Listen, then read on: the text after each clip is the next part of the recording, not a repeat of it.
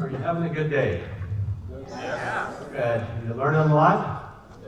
Isn't it wonderful to have wonderful opportunities like this to learn? And we're going to have a wonderful opportunity now in just a few minutes for you to hear some really wonderful speakers who have experienced this.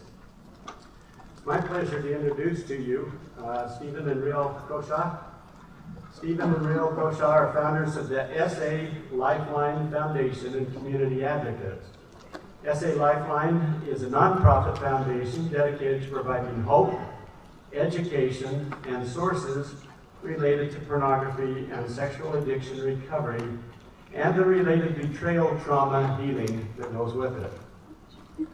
SA Lifeline is responsible for publishing and distributing He Restoreth My Soul, and produced Understanding Pornography and Sexual Addiction, Protecting Family, and What Can I Do About Me?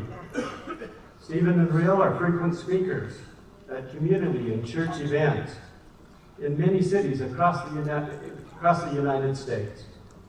They offer their personal first-hand account and learning experiences that have shaped and refined their shared recovery.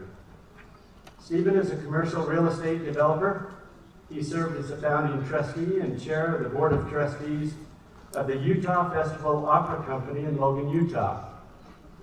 Rhyll is the author of What Can I Do About Me? And I have a book right here, and you've seen hers out here at the booth.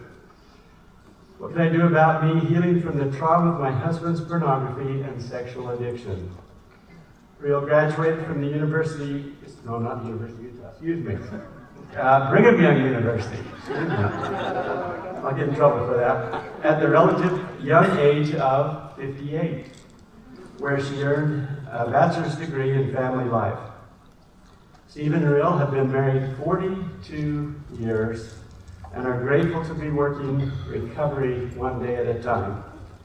They are the parents of 7 children and 21 grandchildren. We're in for a real treat. We'll turn the time over to you, Stephen and Rhyll.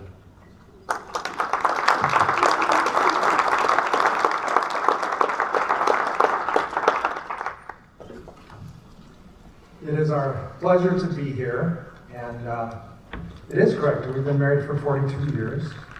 43 next week. And next week it'll be 43 years. Every day, one day at a time, right? It was mentioned that we are the founders of SA Lifeline Foundation, and after you have a chance to hear our story, it'll help you understand why we started the foundation, which is literally to help people who are desiring to help others who are dealing with pornography addiction or sexual addiction and betrayal trauma, and also to help those who are suffering from both. The purpose of the foundation is to provide education and information. And it's right here that, and because of our experience and the challenges that we found in our own efforts to find recovery, we recognized that there was a great need for there to be more resources and a better understanding. So that's the purposes of our foundation. It was founded in 2009. And one of the great things that we really have started to do in the foundation is we support 12-step. And we have started now, we now support the concept of SAL 12-step meetings that are for both trauma and addiction. Okay. He was discovered masturbation after being introduced to it by a friend, and then pornography and masturbation was part of my routine as a child. 6 years old. My first experience with pornography was at age 6. Discovered masturbation after being introduced to it by a friend, and then pornography and masturbation was part of my routine as a child. In high school, I had inappropriate relationships with some girls, so my behavior was escalating. I had no idea that I was dealing with an addiction. I didn't recognize that it was part of a routine of changing the way that I feel. I met my wife, I met her at church. She was beautiful and talented, and all that I thought I would desire to have in a wife. And so I pursued our relationship, and I pursued it vigorously.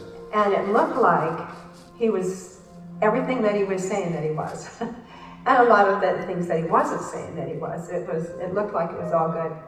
I honestly felt like marriage would solve my interest in acting out pornography or masturbation or any other illicit sexual behavior.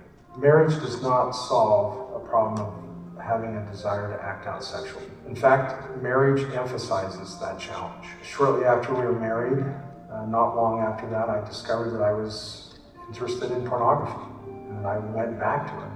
The escalating behavior moved from pornography to masturbation to adult establishments, and finally, to acting out with prostitutes. This is a sensitive part of my story, which I feel a lot of shame about, but I felt like I had picked up a venereal disease, and I had convinced myself that I had. And that's what brought me forward. I really felt like I wanted to change and not live the double life and be an honest man. I started from the very beginning, and I went from the beginning to the end of my story at that point. I felt so naive to the world. I had no idea about addiction. I had none back then. I didn't understand this at all. I could not put who I thought I knew together with this person that he was talking about. And I have been taught my entire life that we must forgive. And I really felt that the right thing was forgive and be a support to him, because he's broken. He's feeling so terrible. And so there wasn't a feeling of I need to take care of myself through this at all. It was I need to take care of him. And we moved on. I was free from acting out. I was actively working to change. I was looking for a spiritual connection. I was looking for a connection with my wife and my children. And there was this feeling of, I think he's really got this. But as time continued on, over a period of about 3 years, that commitment waned. It started right where it happened the very first time, with pornography. Progressed from pornography to masturbation quickly. It took some time, but then I was back into prostitution. So I chose to come forward again, and I did it in a very similar way. I said to Rhyll, I need to talk to you. I was dumbfounded. I couldn't believe it. I'd sacrificed everything, and there was no change. And I thought for the first time, maybe this isn't going to work. But that thought did not stay very long, because in my pioneer woman strength, I decided that I needed to help him. Rhyll was really leading the recovery effort. I started finding books. I read a book, and I made the phone calls. I was determined to help take care of this. I didn't understand what I was up against. I didn't accept that I was dealing with an addiction. I didn't treat it like an addiction. So I was back into acting on lust by looking at pornography, and then eventually all the way back to prostitution. History was repeating itself, and I was back in dangerous situations. August 25th of 2005, I wanted to go someplace where I could get a lust hit, and there was a woman who wanted a ride back to her motel, she told me, and I knew that she was a prostitute. I suddenly see flashing lights behind me, and I was pulled over and arrested. And it was the first time that I really recognized how out of control my life was in relationship to the dangers and the illegal activity that I participated in. And I don't recall anything except fear and shame, and how could I possibly have been so stupid? The next part of this story is really the important part of my recovery, the beginning of my recovery. I did not sleep during the night. I laid in bed, totally awake, didn't move, and contemplated my circumstances. I had no idea how to escape this. The first question I think I asked was, do I believe in God? And as I contemplate that, I could only answer, yes, I do. And then I would ask myself the question, does he know me? And as I considered that, I would say, he knows me. Will I meet him? Yes, I will meet him. and I knew that we would talk about my experiences here on this earth, I came to the conclusion that I had no choice but to come forward again. The experience of talking to Rhyll the third time was very different, and there wasn't a lot of explanation required. And I said, I will do whatever it takes, and I will carry the responsibility of doing whatever it takes. And whatever you can do or whatever you feel like is right for you to do in your life, then obviously you need to do it. And I didn't know. I didn't know at the time whether our relationship could possibly survive. My thoughts that day were, this is over.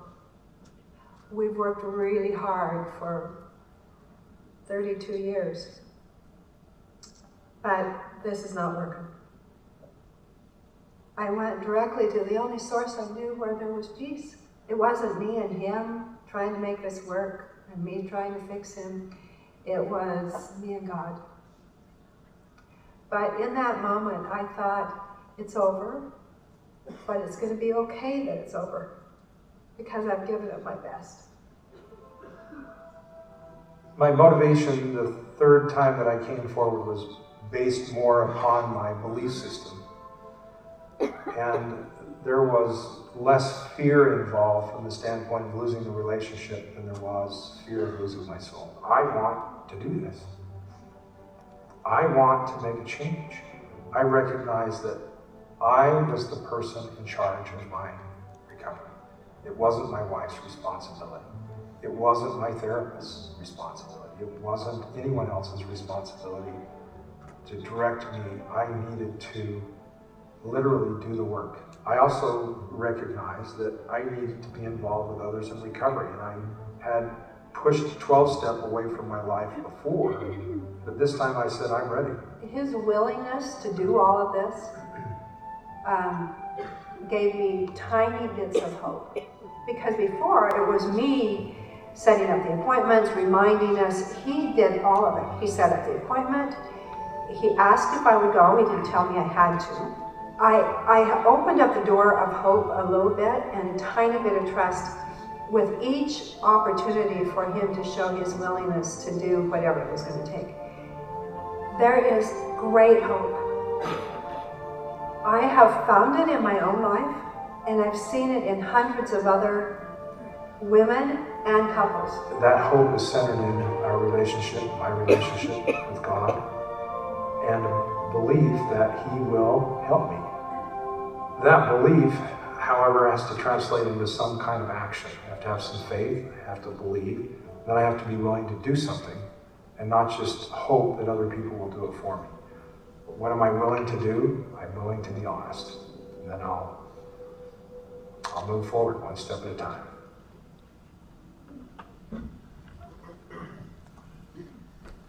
This reminds me of something many people say to me, oh, it's just so amazing you stayed with him.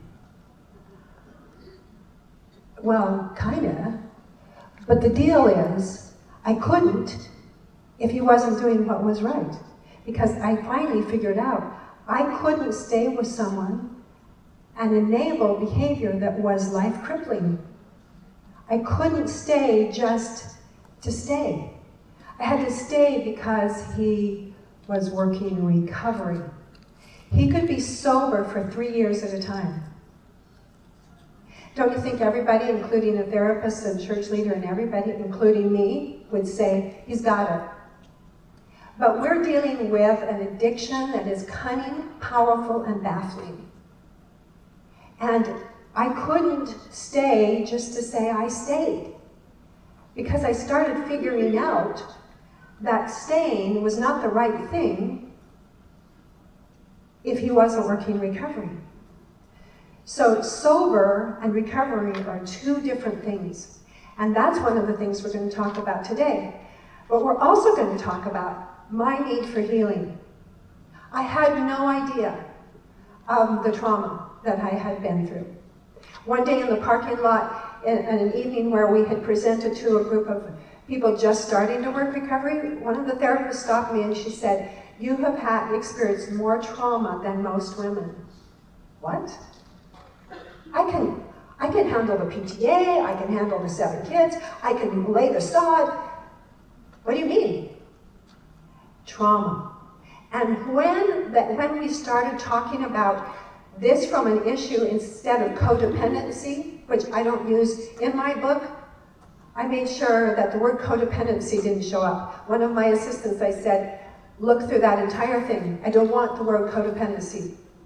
Because it's not codependency. Yes, I have codependent behaviors, but I am dealing with trauma. And the women who have dealt with this have symptoms of PTSD. And when they recover from that perspective, not from codependency, but from the trauma they've experienced, they start to change. They become stronger. We're going to talk about that. This model is in all the little books that we gave to you. We worked hard on this model to really see if we could give a graphic that describes what sexual addiction looks like. We describe this through a model, and as you can see that, you really see chaos, frankly. In my story, in our story, it goes over a long period of time. I first saw pornography at age 6, and that was in 1958.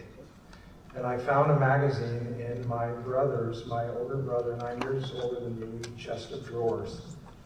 Innocently discovered this magazine, and I remember what the chest of drawers looked like. It had his name on the outside of the chest.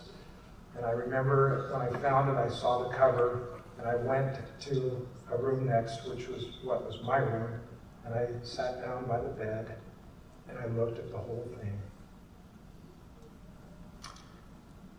I can still remember that experience so vividly. I can remember what I saw. I remember the pictures. After I looked at it, I took the magazine to my mom, because I knew that this is something, in the innocence of a little 6-year-old, that it wasn't right. But I also experienced something that I had never felt before. I had never had those feelings before. And it wasn't shame. It was some sort of euphoria, some sort of magical thing. But I knew that it wasn't right. So in the story, that story covers from literally 1958 until 2005.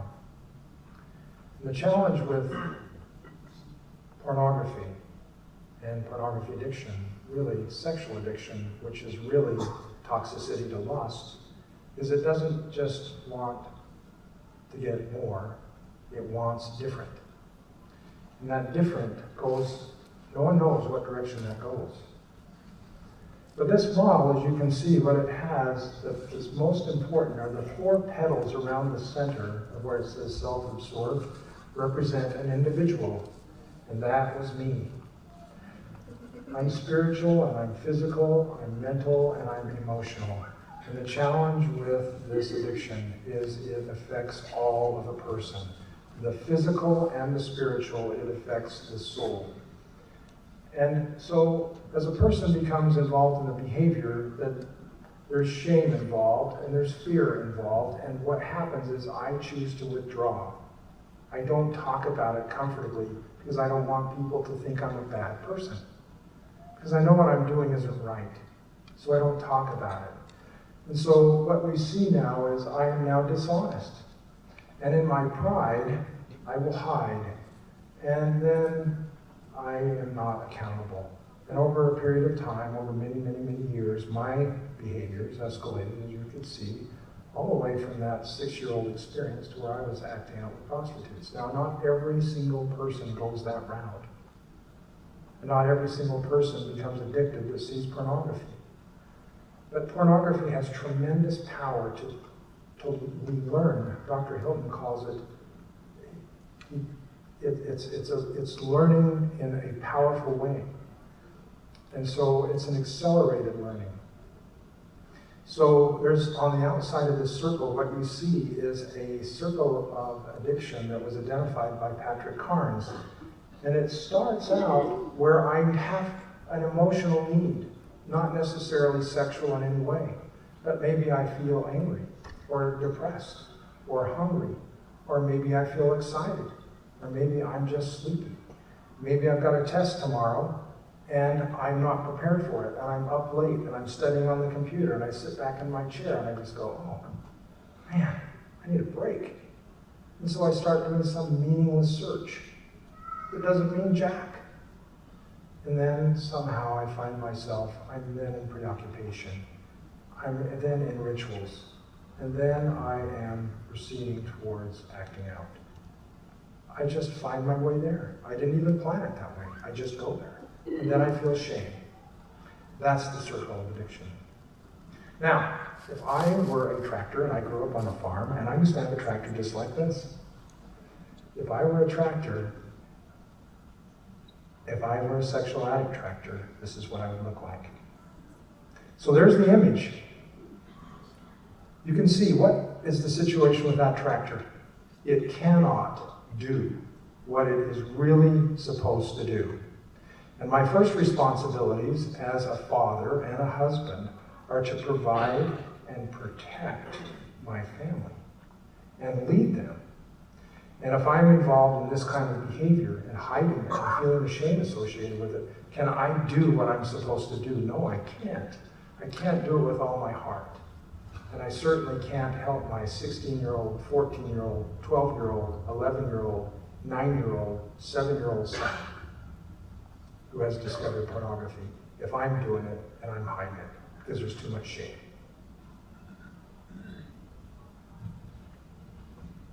I'm going to try and give as much time to what is betrayal trauma. The only thing about that picture of the stuck tractor is that it doesn't show what happens to the other tractors.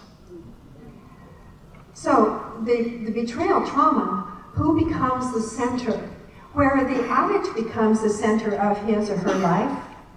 And I'll put that in there because, as we know, women are becoming there are more women becoming involved in this behavior. So, but who becomes the center of my life? Him. And he did. Now, when we got married 43 years ago, I thought that he was supposed to be my center, right? Equally yoked, pulling together, in the same boat. No, well, When he becomes my center, and I never knew, in fact, this can scare some women, but don't let it. I never, ever, in all those 32 years, saw one bit of proof that he acts up. Not one single bit of proof. No receipts, nothing. And so, how would I know? When he found the qualified therapist that we needed 10.5 years ago, that therapist heard our whole story, and then he said to me, he looked at me and said, "Can you stay with him if he's in recovery?" What? And my response was, I would not know what that looks like because he lies. And it's the lies that were so harmful. What was he doing when we were having our first child? What was going on the night before this event? Or, I couldn't wrap my head around it. And so he had become my center. If I loved him more, if I was more, because every woman I've ever talked to who deals with this kind of trauma says, I am so afraid. I'm so not enough. I am not enough because he goes elsewhere. And this is what is different about living with a drug addict versus a sex addict. I am a sexual being. We all are. And when someone goes and betrays who I am, not with drugs, not with alcohol, but betrays who I am because I have given my heart, soul, and body to this relationship, that hurts me deeply. That hurts the soul. And just like it hurts his soul. And so, if I loved him more, right, he wouldn't do that. Or if I could just get his attention, Because my husband, in his addiction, was not a mean, angry addict. He was a disconnected. He was totally disconnected in so many ways. And I couldn't figure that out. And all the marriage counselors that we went to, because I wanted him to go, I would just go away from there thinking, I guess I better read another communication book, because this isn't working, and it is me. It wasn't. I certainly have my issues, but we can talk about that later. So, what is betrayal trauma? Oh, okay, we're done with that, right? Well, just look at some of those. Lack of self-care, perfectionist, anxious, resentful, depressed, confused, numb. Do any of you know women who are going through this? Yes. And how many of those, except I was really overscheduled. Let me take care of the world, right? We don't have to have all of these to be having this kind of trauma in our life. I'll just clarify one of Rhyll's comments, and so that you understand the timeline. Before I came forward the first time, which was in 1986, we did not have a communicative connection. We were not emotionally connected, and Rhyll was just trying to figure that out. She had no idea what I was doing, how I was acting out. She had no indication. And so her solution to that was, we need a marriage counselor to help us communicate. And so when she found a marriage counselor and we went and tried to learn how to communicate, I was not forthcoming or honest with what was going on in my life. So that adds a little element. Sometimes women will be feeling this disconnection and not able to understand why is my husband not available, not knowing why he's not available. So it's just some kind of a communication disorder, which is not true. Okay, let's talk about solutions to this circumstance. And there's a puzzle to do this, and we're going to talk about the puzzle, but we're going to focus on 12-step. So let's solve the puzzle. First, this is a great quote from Patrick Carnes, who's one of the pioneers in understanding sexual addiction. So this quote was in a gentle path to the 12 steps, and so he first started talking about sexual addiction and identifying it as an addiction long before anyone else, and that was in the mid-'80s. He says, you may be powerless over your addiction, but you are responsible for your recovery. That's speaking to me. Now I tried twice. I honestly wanted to do it. I wanted to do this. I became honest, and I was willing to put in some time, and I was willing to put in some work. Problem was, in that period of the 80s, there was literally no understanding of addiction. And so we didn't receive any help at all. So I got honest, the whole story was told, and then I started to put some time into just healing. That was the instruction. Don't do this anymore. There were consequences, just don't do this anymore. And you know what, get spiritually grounded. There's some things here that you need to read, and they were all spiritually related. And so that was our instruction. So I did that. Now, in Rhyll's case, there was no. Thankfully, we had church leaders who were very loving and kind and said, be a good helpmeet. And that was important for me, because I know what I need to do to be true to myself. But that was the help we got. The nature of addiction, since sexaholism is essentially a spiritual process in its origin and development, it follows that the program of recovery giving us the best results is also essentially spiritual. Now, I don't know how many of you here have read Alcoholics Anonymous' big book. It was written in the mid-'30s. I don't know how many have read that, but if you really want to get the spiritual understanding of recovery from addiction, read the big book. It's just unbelievable on every page. The references to the spiritual nature of alcoholism, and every addiction has a spiritual nature to it. And in the White Book, which is published by Sexaholics Anonymous, it says, most difficult for us to see was that being obsessed with self meant we had become the source of our own lives, our own God. What did you see in that model? Who was at the center? Me, I'm at the center. And everything I do is focused on me and protecting me. So, and this important part of the puzzle is that it's up to me. My heart must be in this. So I've got to be able to be willing to do the work. I've got to be willing to be honest, and I have got to be willing to put the time in. And there's a lot of time, initially especially, that I must commit to the work of recovery. This isn't just some hope thing, it's a work, action thing. In relationship to betrayal trauma, I finally figured out that I needed recovery. And one of the things, the thing that you came for, hopefully, was that we're going to talk about 12-step.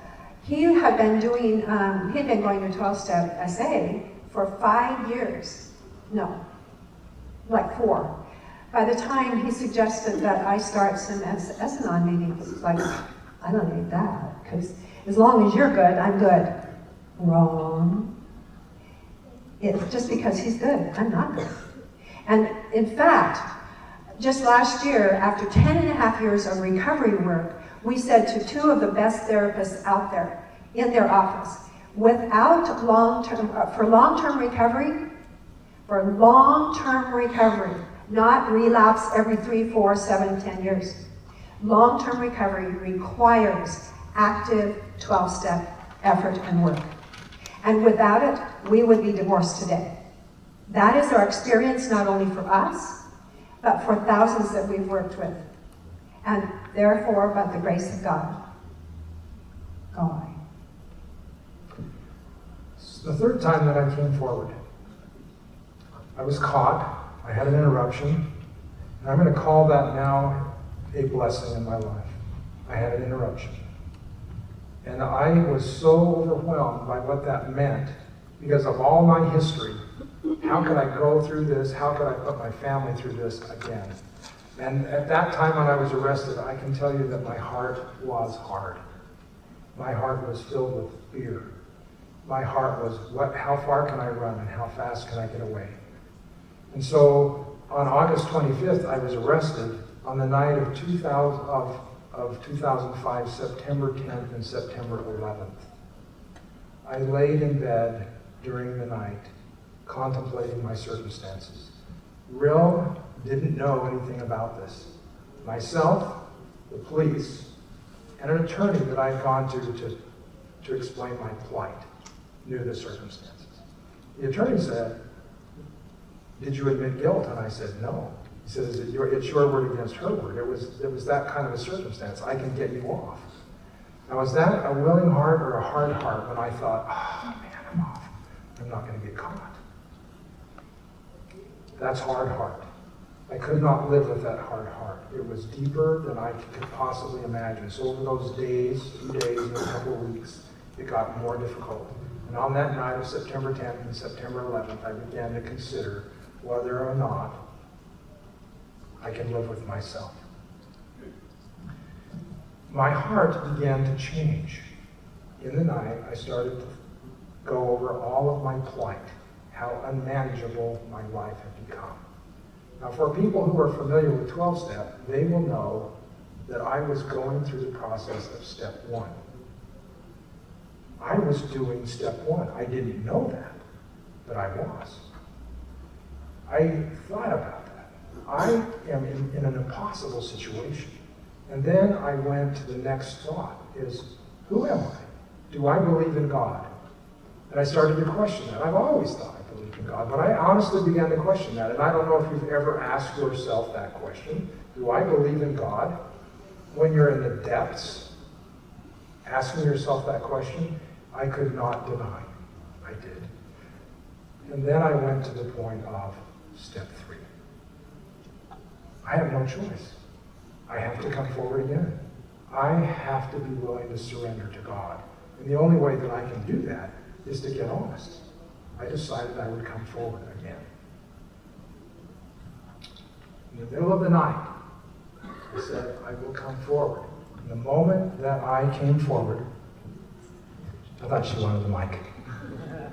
The moment that I thought that, my heart changed from fear to faith.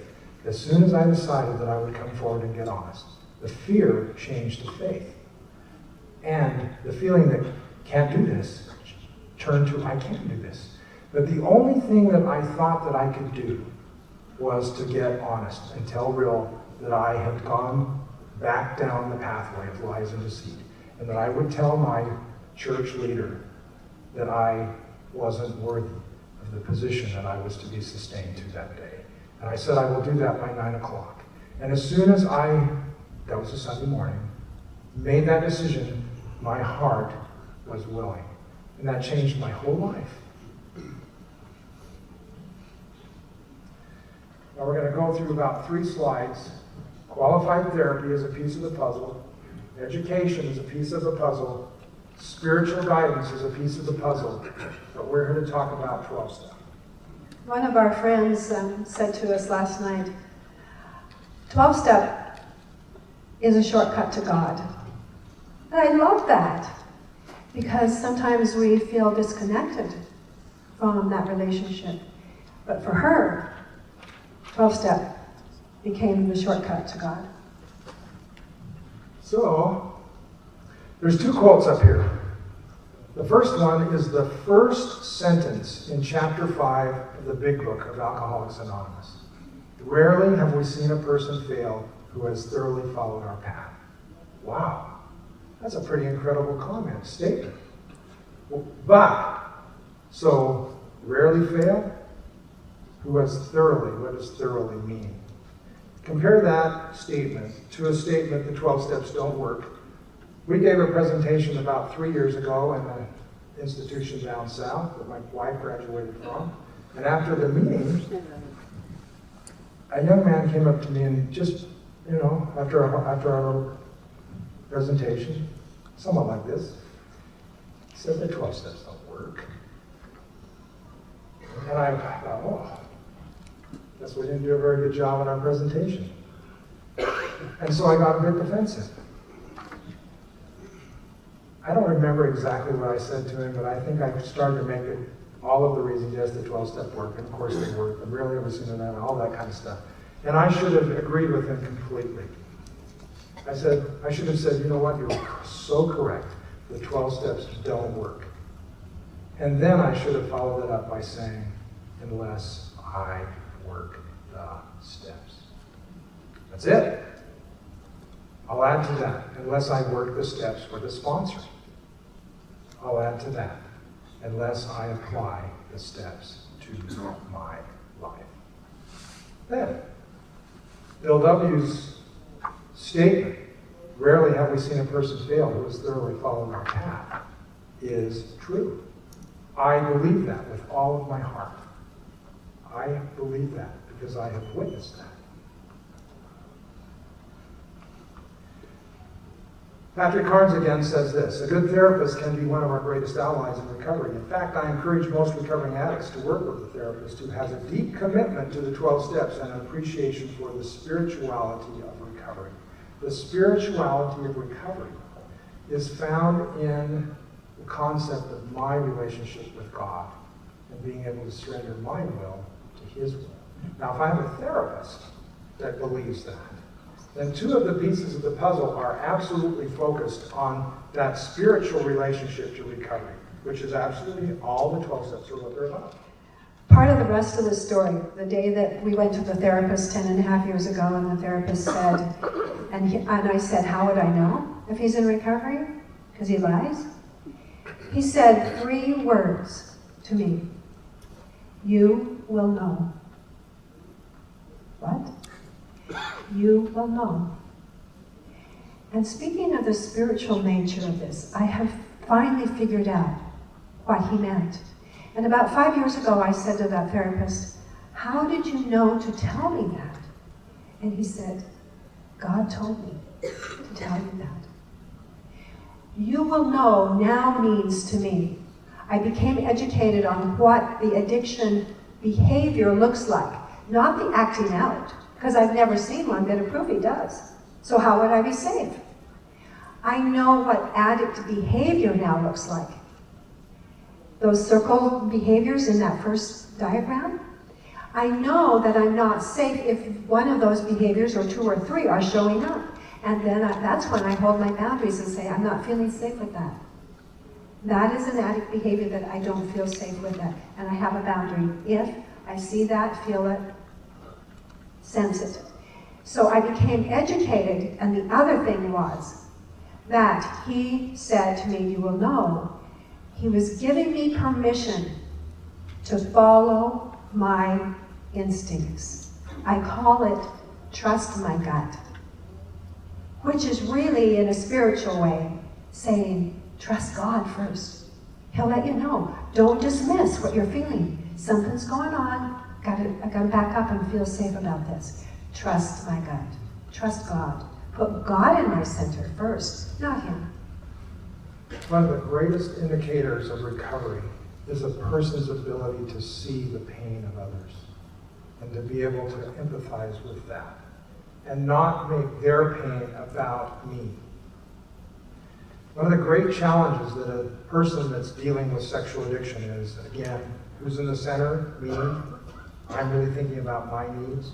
And in recovery, God is in the center, and I'm not so focused on my needs. I'm focused on my relationship with God, and I am then able to see the needs of others. And so when our great therapist, Todd Olson, said, you will know, he helped her understand that she would recognize what addict behavior looks like.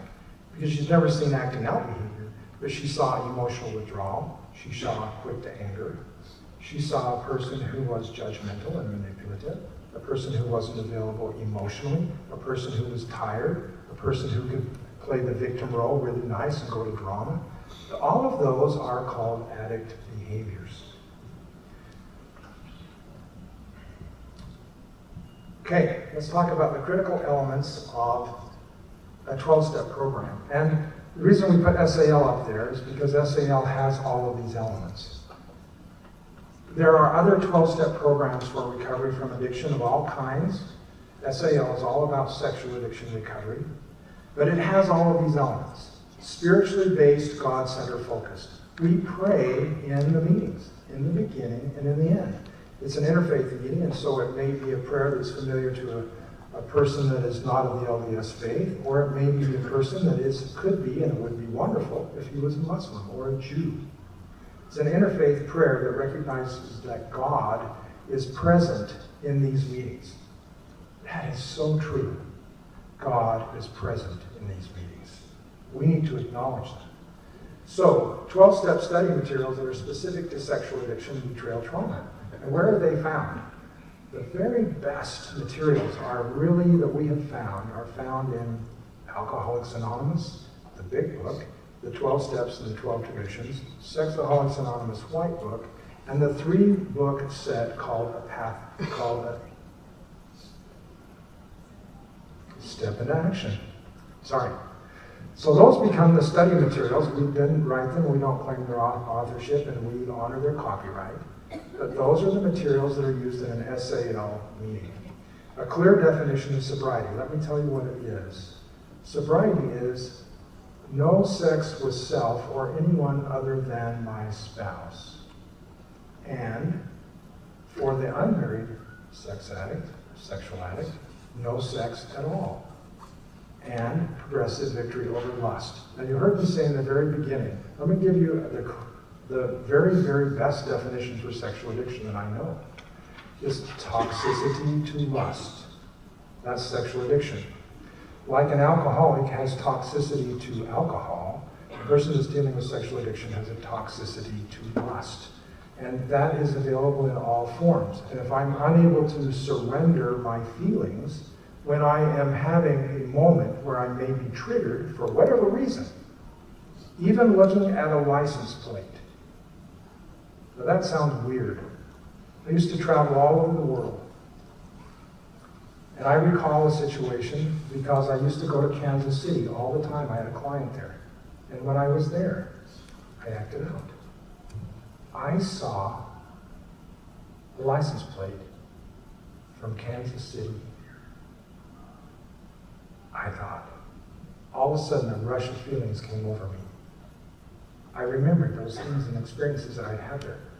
Could a license plate be triggering? I felt shame. Now, do I need to surrender that, or should I just hold that inside of me? And the answer is I need to be able to talk about that. And who can I talk about that with? Who can I mention that to that would understand? That person is a sponsor. Sponsorship is vital to recovery. And if we don't have a sponsor, or our program doesn't offer sponsorship, then where do we go to find a person who we can really trust to share our real honest-to-goodness experiences with? When I went to my first 12-step meeting with my heart in it, it was September of 2005. When I went to the meeting, my heart was heavy, and when I left the meeting, my heart was filled. I met a man there. His name was Greg. If he was here, he would be anonymous. But his name was Greg. And he had a story. And when he told me his story, because he gave me the newcomer orientation, his story was like my story. The difference was he had 6 years of sobriety. And he told me all of the work that he had done and all of his understanding about the value of working the 12 steps. And he rehearsed to me his experience. And then when I did my first step inventory with him, and I went through all my stuff, when I was done, I was kind of feeling this weight of shame. And I said, I'm really not that bad of a person. And he said to me, and because he was my sponsor, he said to me, don't minimize. They kill people for what you have just told me has been your behavior. In some parts of the world, even today. And you know what I said when he came home and told me that this guy said that? It's like, where is he? I want to help this man. No minimization. This is serious business, and somebody has my back. He's saying to him, don't you minimize this. This is going to take work. Oh, it's such a grand feeling. And I have hugged that man and said, thank you for being honest. I found the guy that I could look to as a person that had been through the same stuff I've been through, except he had all this hope. And then when he came into the meeting, he was like smiling and he was excited. I thought, I want to be like this guy. And so he was my sponsor. And he helped me work the steps. The meetings are gender specific. That means the men meet with the men and the women meet with the women. And that means that also that there's some goal setting. I have to be willing to do the work. Working the 12 steps is a program of action. We don't just go to meetings. Going to meetings is not working the program. 12-step groups will only be as healthy as those people that attend the groups. And so when I go, I have a responsibility to my group as well. Recovery, God is not something added in from the outside. He is someone we discover on the inside when we clear away the wreckage. That's in the White Book. It's a God-centered concept of recovery. Well, there's a place for other parts of understanding recovery, but in working the 12 steps, we understand the spiritual nature of recovery.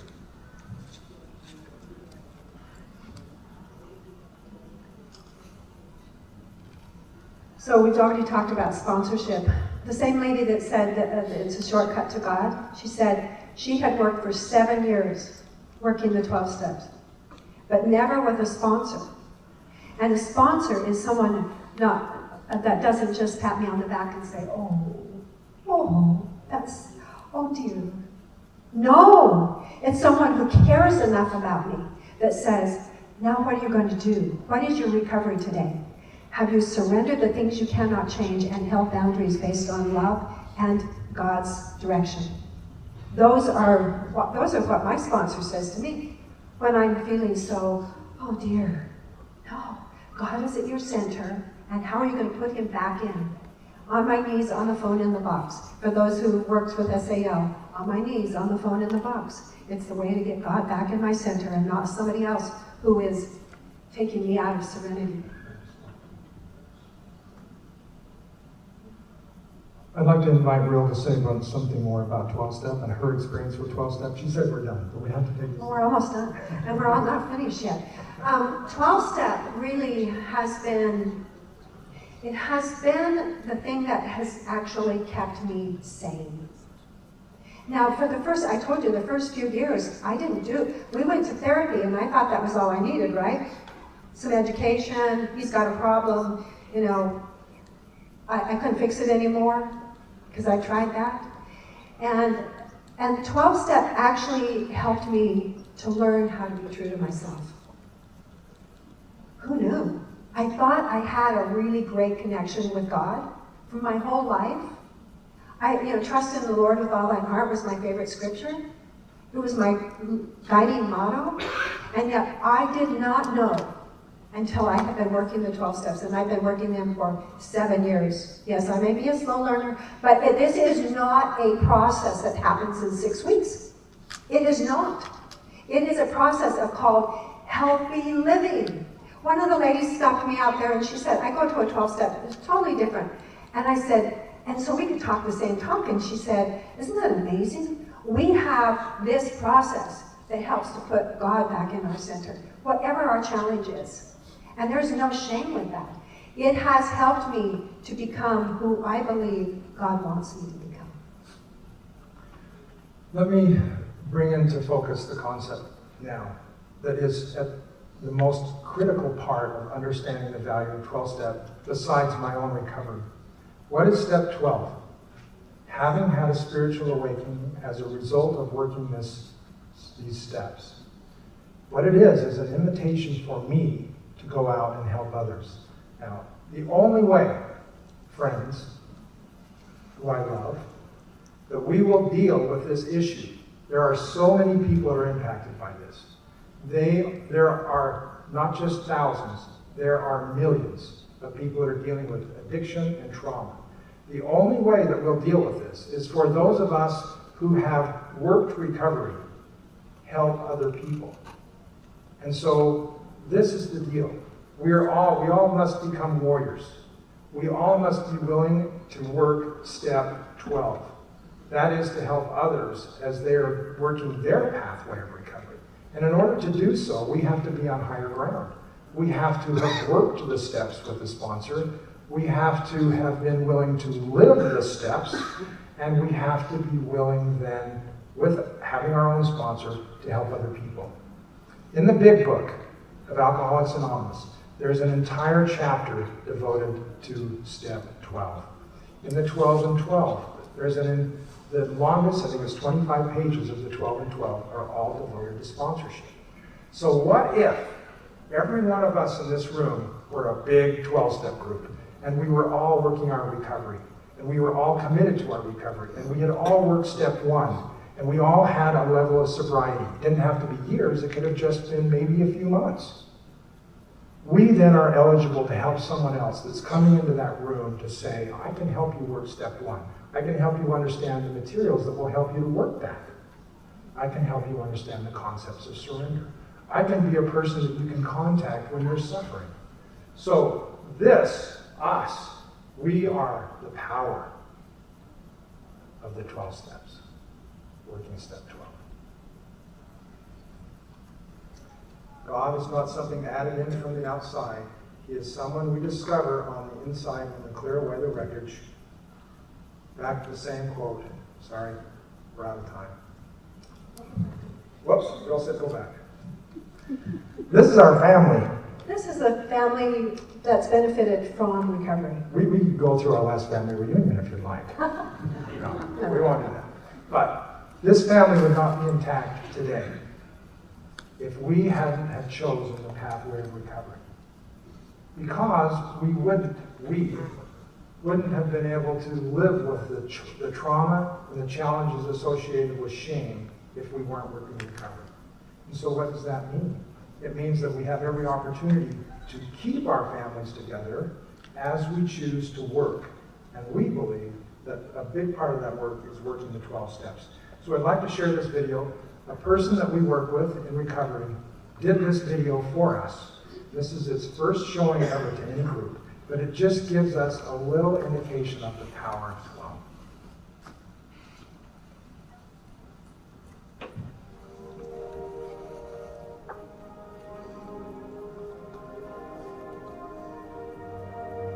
The human soul has an incredible capacity to connect with others. We naturally feel the desire to assist others who are suffering or in pain.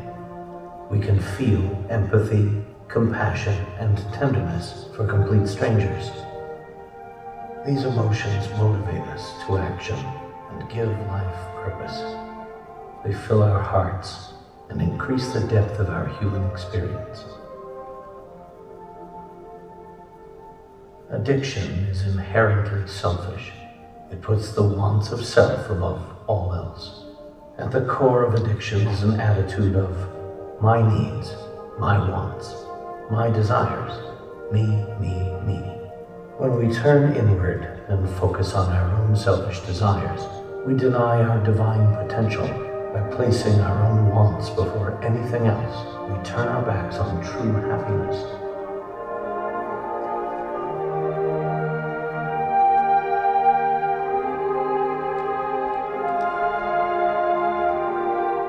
The solution for addiction is connection.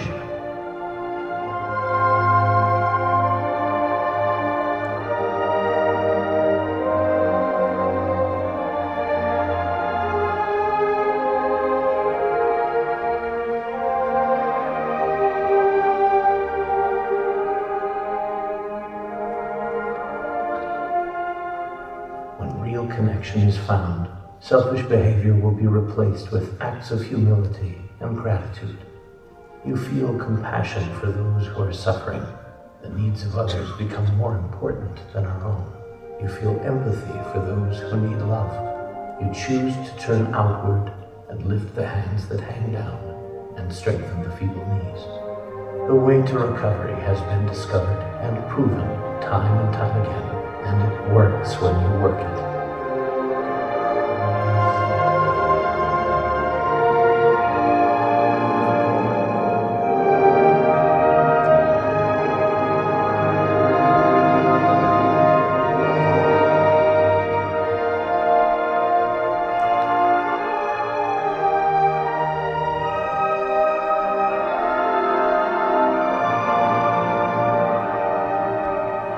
Rarely have we seen a person fail who has thoroughly followed our paths.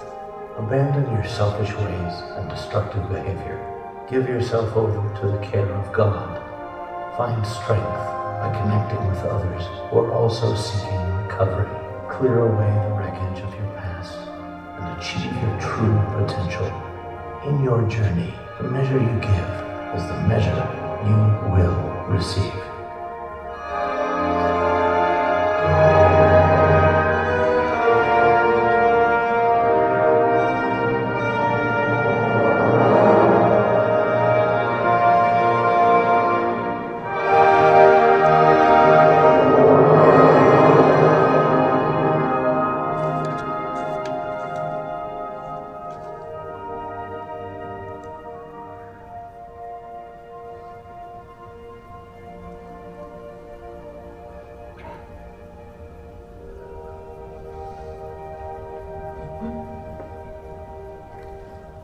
I will tell you that this truly has been a beautiful gift in a very ugly package.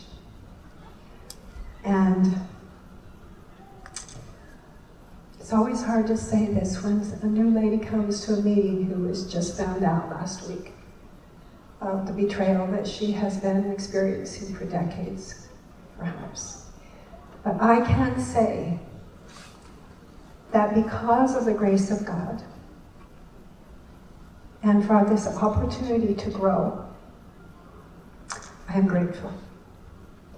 And our marriage went from kind of nice and platonic and okay to way up in the connection, the honesty, the intimacy, and the synergy that we've always desired. Thank you for being here.